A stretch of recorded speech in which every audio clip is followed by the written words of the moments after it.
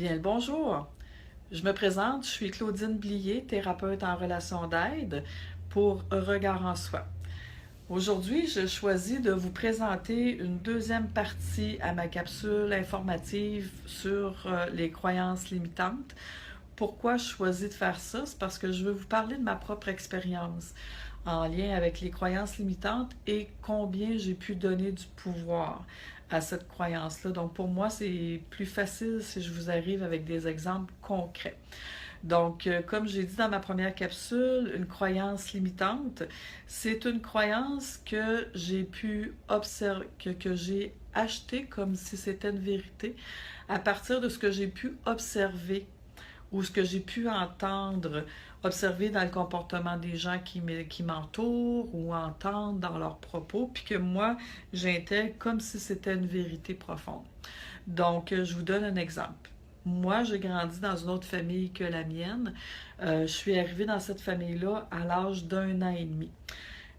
Donc, je me suis longtemps posé la question, pourquoi moi? Pourquoi suis-je la seule ou une des seules à être dans une autre famille? Puis, dans ma propre croyance que j'ai développée comme croyance, j'ai développé que c'était comme ça parce que j'étais quelqu'un qui n'était pas aimable.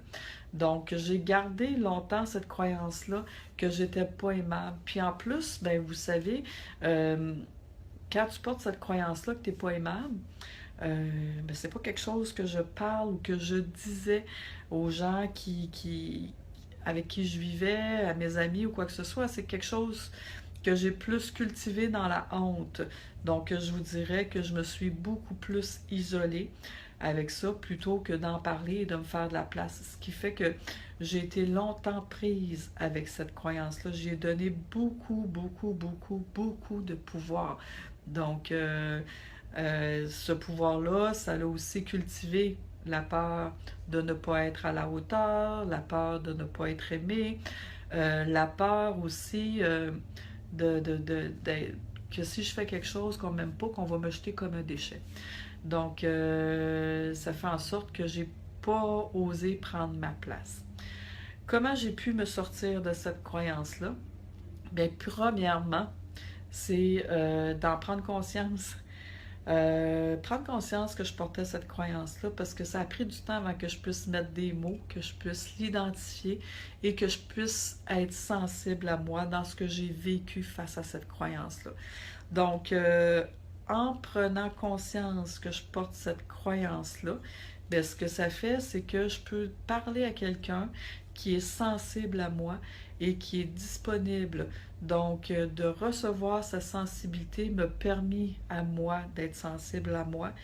Et je peux vous dire que ça me fait pleurer de réaliser que je croyais que je n'étais pas aimable. Donc, de pouvoir le mentionner, de pouvoir être accueilli, de pouvoir même le pleurer, ça me permet de me prendre en douceur.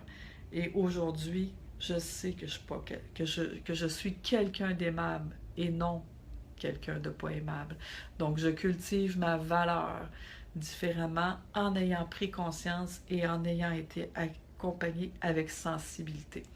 Alors, c'est un des thèmes que je développe dans mon atelier, la liberté d'être soi enfin, que j'ai le plaisir d'animer dans différentes villes.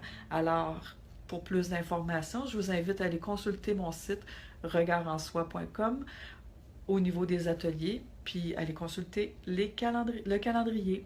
Merci et au plaisir!